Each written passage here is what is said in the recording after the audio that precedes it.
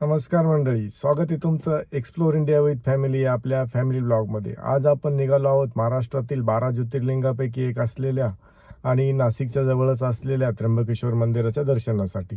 तर चला बघूया आपलं दर्शन होतं की नाही, गर्दी कशी आहे, सर्व तुम्हाला या ब्लॉगमध्ये दाखवणारच आहोत. तर चला आमच्यासोबत दर्शनाला. आम्ही नाशिकमधून सकाळी लवकरच निघालो. नाशिकपासून त्र्यंबकेश्वरचं अंतर सुमारे 30 किलोमीटर आहे.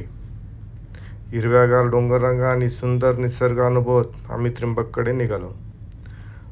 मित्रांनो, नाशिकमध्ये 2027-28मध्ये कुंभमेळा असल्याकारणाने सर्वत्र रस्त्यांची कामं चालू आहेत. इकडेही जाताना आम्हाला तोच अनुभव आला. रस्त्याचं काम चालू असल्यामुळे एकेरी वाहतूक होती आणि जायला थोडा उशीर लागत होता. रस्त्याच्या दोन्ही बाजूला दिसणारी हिरवीगार शेती, दूरवर दिसणारा ब्रह्मगिरी पर्वत आणि मंदिराच्या दिशेने जाणारे हजारो भाविक मनाला एक वेगळाच आनंद देतात. जसजसे आपण त्र्यंबकेश्वर मंदिराच्या जवळ पोहोचतो तसतसा हर हर महादेवचा गजर कानावर पडू लागतो. त्र्यंबकेश्वर हे फक्त एक मंदिर नाही, तर हजारो वर्षांची परंपरा, श्रद्धा आणि अध्यात्माचं केंद्र आहे.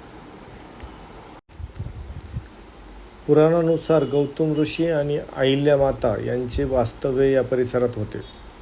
एकदा घडलेल्या या घटनेमुळे गौतम ऋषींना मोठे दुःख झाले. त्यांनी भगवान शंकराची कठोर तपश्चर्या केली. त्यांच्या भक्तीवर प्रसन्न होऊन भगवान शंकर येथे प्रकट झाले आणि त्यांनी माता गंगेला या भूमीवर अवतरित होण्याचा आदेश दिला. याच गंगेचा पुढे गोदावरी नदी म्हणून उगम झाला. म्हणून गोदावरी नदीला दक्षिण गंगा असे म्हटले जाते. त्र्यंबकेश्वरच्या मागे उभे असलेला भव्य ब्रह्मगिरी पर्वत हा या परिसराचा आत्मा मानला जातो. याच पर्वतावरून गोदावरी नदीचा उगम होतो. पावसाळ्यात हा संपूर्ण परिसर धुक्याने वेढलेला असतो आणि निसर्गाचे अप्रतिम रूप पाहायला मिळते. अनेक भाविक ब्रह्मगिरीची पायऱ्या चढवून गोदावरीच्या उगमस्थानी दर्शनासाठी जातात. आता आपण पोहोचलोय त्र्यंबकेश्वर नगरीमध्ये. भारतातील 12 ज्योतिर्लिंगापैकी एक ज्योतिर्लिंग आहे. येथे असलेले शिवलिंग अद्वितीय असून ते ब्रह्मा, विष्णू, महेश या त्रिमूर्तीचे प्रतीक मानले जाते. मंदिर काळ्या दगडात बांधलेलं असून त्याची वास्तुकला अत्यंत सुंदर आहे. सध्याचं मंदिर पेशवे नानासाहेब बाजीराव यांनी 18व्या शतकात बांधले आहे. त्र्यंबकेश्वर मंदिराला एक वेगळेच महत्त्व आहे. येथे कुठेही न होणारी नारायण नागबलीची पूजा येथे त्र्यंबकेश्वरमध्ये होते. तसेच कालसर्प शांती, महामृत्युंजय जप, रुद्राभिषेक, त्रिपिंडी श्राद्ध याही पूजा येथे होतात. भेट देण्यासाठी सर्वोत्तम काळ म्हणजे श्रावण महिना, महाशिवरात्री. महाशिवरात्रीच्या काळात त्र्यंबकेश्वरमध्ये लाखो भाविक दर्शनासाठी येतात. संपूर्ण शहर भक्तिमय वातावरणाने भरलेले असते. तसेच नाशिक त्र्यंबकेश्वर येथे दर 12 वर्षांनी भव्य कुंभमेळाही भरतो. देश विदेशातील साधू, संत आणि भाविक या सोहळ्यासाठी उपस्थित राहतात. त्र्यंबकेश्वरला भेट दिल्यानंतर मनाला एक वेगळी शांतता मिळते. इथली भक्ती, निसर्ग, इतिहास आणि अध्यात्म यांचा संगम प्रत्येकाच्या मनावर कायम ठसा उमटवतो.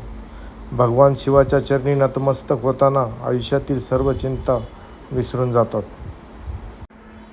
सध्या अधिक मास असल्यामुळे त्र्यंबकेश्वरमध्ये बरीच गर्दी दिसत होती आणि आम्ही पार्किंगसाठी जागा शोधत होतो.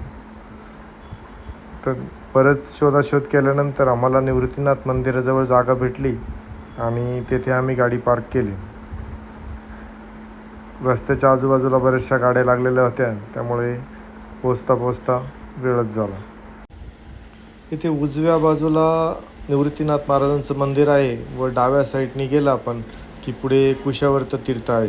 कुशावर्ती तीर्थावरती लोक आंघोळी करून पुढे त्र्यंबकनाथाच्या दर्शनासाठी जातात.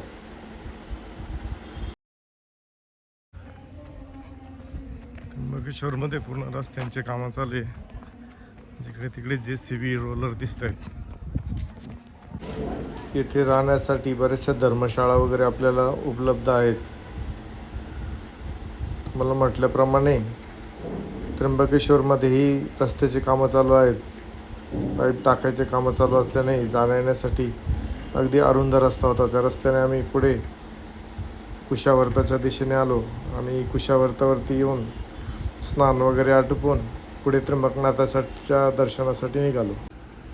मंदिराजवळ असलेले कुशावर्त तीर्थ हे त्र्यंबकेश्वरचे अत्यंत महत्त्वाचे स्थान आहे. असे मानले जाते की गोदावरी नदीचा प्रमुख उगम याच ठिकाणी आहे.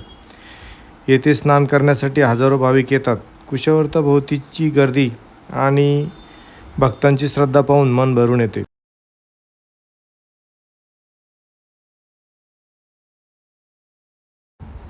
तुम्हाला हे सफेद सफेद जे दिसतंय वरती डोंगरावरती, हे गंगाद्वार आहे. असं म्हटलं जातं की येथून गोदावरी गुप्त होऊन इथं खाली कुशावर्ती तळ्यात निघते. म्हणून या तळ्याला एक अनन्यसाधारण महत्त्व आहे.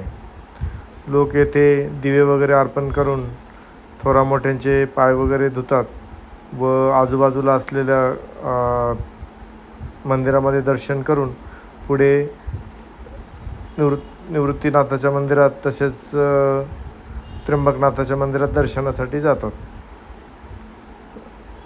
सध्या अधिक मास चालू असल्यामुळे बरेचसे लोक फॅमिलीसोबत आलेले होते आणि आई बहीण वगैरे इतर कोणी असलेले त्यांचे पाय धुवून आशीर्वाद घेत होते.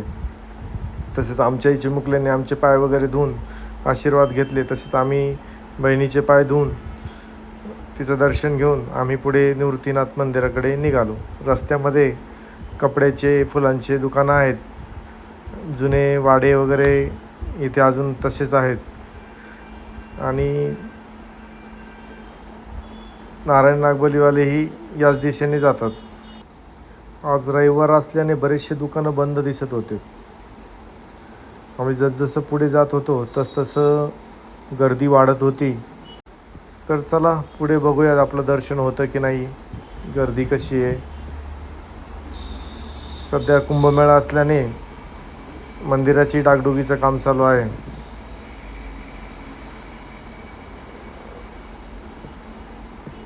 आपण इथं उत्तर दरवाजाच्या साईडनी चाललो आहे. गर्दी बरीच आहे. एक तर आज रविवार पण आहे. रविवारी अशी गर्दी जास्तच असते आणि सध्या अधिक मास असल्यामुळे तर जास्तच गर्दी. हा बोर्ड मला फार आवडला. चला गर्दी बघूया आपण कशी.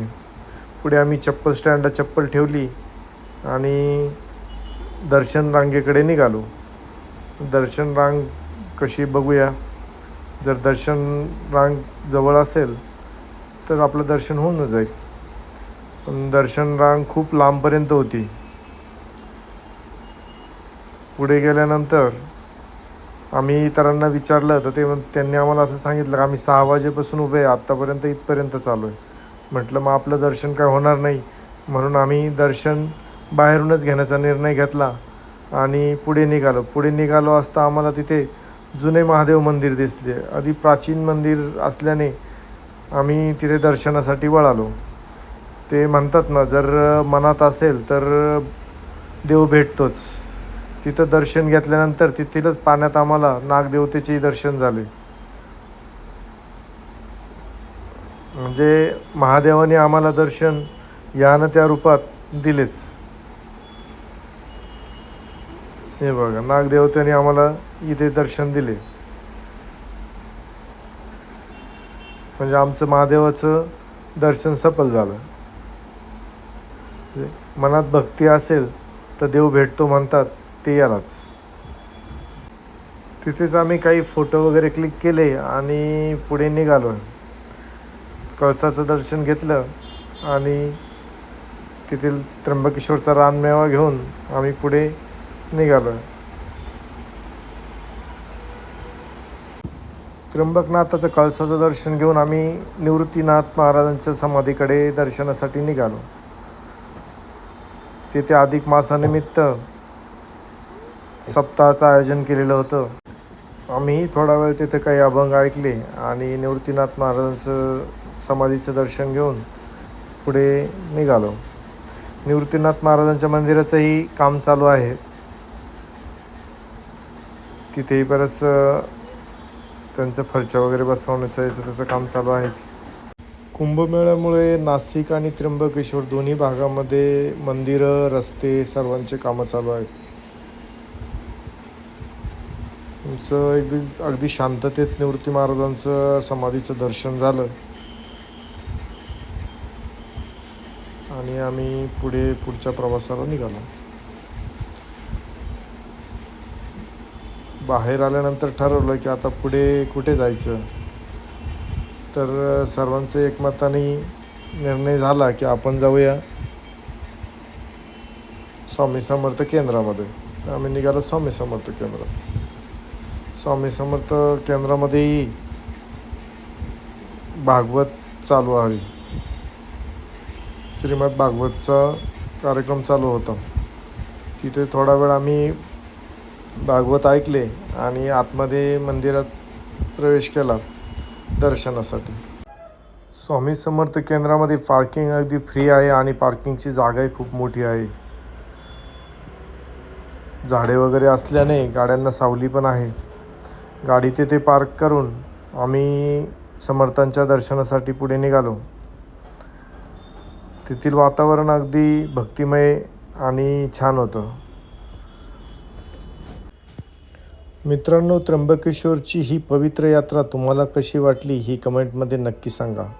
व्हिडिओ आवडला असेल तर लाईक करा, शेअर करा आणि आपल्या एक्सप्लोर इंडिया विथ फॅमिली चॅनलला सबस्क्राईब करायला विसरू नका. पुन्हा भेटूया अशाच एक नवीन धार्मिक आणि सुंदर प्रवासात. हर हर महादेव, जय त्र्यंबकेश्वर. देवापर्यंत पोहोचण्यासाठी रस्ता किती मोठा आहे हे महत्त्वाचे नसते, श्रद्धा किती मोठी आहे हे महत्त्वाचे असते. तर चला भेटूया नवीन प्रवासात, नवीन ठिकाणी. मित्रांनो, अजूनही तुम्ही चॅनल सबस्क्राईब केला नाही आहे तर लवकरात लवकर चॅनल सबस्क्राईब करा आणि नवीन नवीन व्हिडिओचा आनंद घ्या. जय श्री स्वामी समर्थ. व्हिडिओ इथपर्यंत बघितल्याबद्दल तुमच्या सर्वांचे धन्यवाद. चॅनल सबस्क्राईब केल्याबद्दलही आपले सर्वांचे धन्यवाद. चला भेटूया नवीन ठिकाणी, नवीन प्रवासात.